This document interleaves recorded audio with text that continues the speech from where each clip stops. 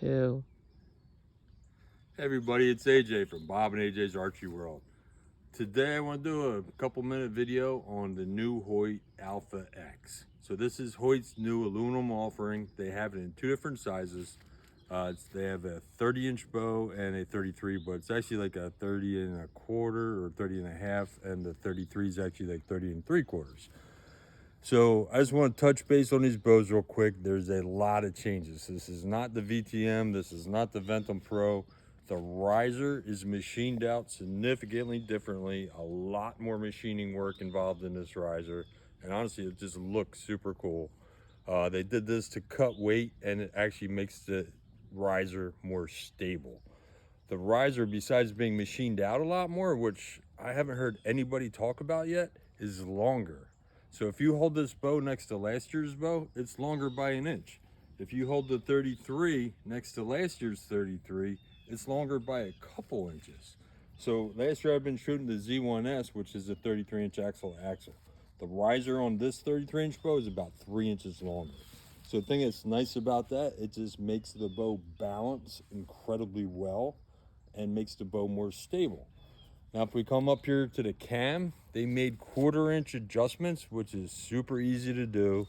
And now they have 3 screws on the mod versus 2 screws on the mods from the last couple of years. And I think the reason they did that, your screws on the mod used to be kind of at each end. There was nothing in the middle. And we would have a bow here and there that would get a creak. And even though the mod screws were tight, we would take them off, put a little string wax between the mod screw and the cam, and that creak would never happen again. But I think that was just a little itty bitty bit of flex in that mod that when you drew, you would get a little bit of a creak, and it didn't happen a lot, but it did happen.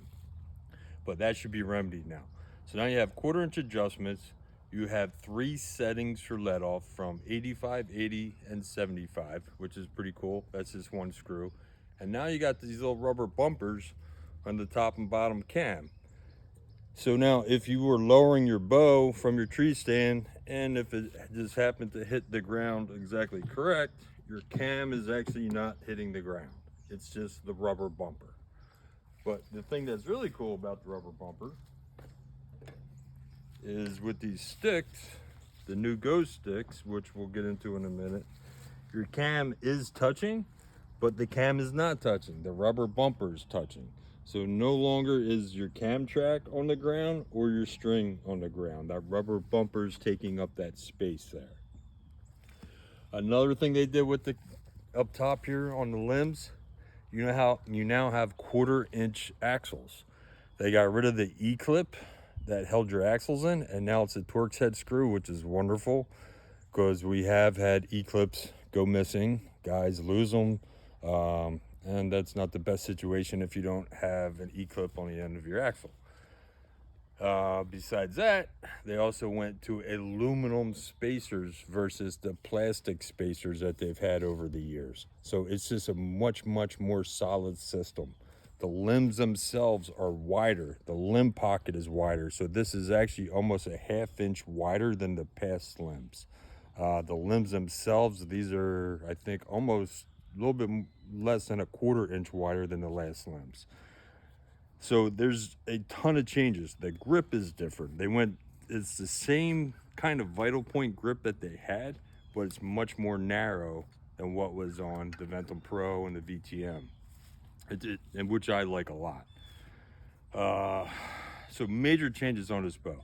This is Ghost Sticks 2.0. Super cool, guys. You have a multitude of positions. You loosen up these wing nuts, spring load it. You can fold it up that way.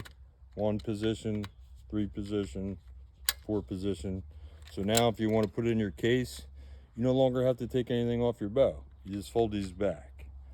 So in this position, this will keep your cam completely off the ground. So now your cam doesn't touch at all. But you do need a 6-inch stabilizer on the front. And I put an 8-inch stabilizer on the front, and it works with an 8 also. That's kind of all the new features. I've shot this bow a lot in the last 2 days. I still cannot get over how incredibly smooth it is. The HBX Pro Cam we didn't think, honestly, they could make something smoother. I'm really not an 80-pound guy. I can shoot an 80-pound bow. It's not real fun for me. This bow right here, this bow right here is an 80-pound bow. I can draw this bow like butter. It's really amazing. Like last night I shot it probably 50 times in a row and I wasn't even beating myself up.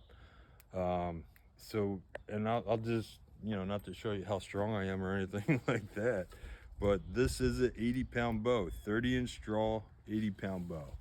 And it just is literally butter. I mean, I can hold this thing all day. This is 80 pounds, guys. Now, there's no sight on here. It's actually a beautiful shot. So, now let's talk about speeds. So, I did do some chrono testing yesterday. The 30-inch Alpha with a 430 grain arrow at a 30-inch draw length, I was getting 309, 309, 308, so whatever, we can call that 309.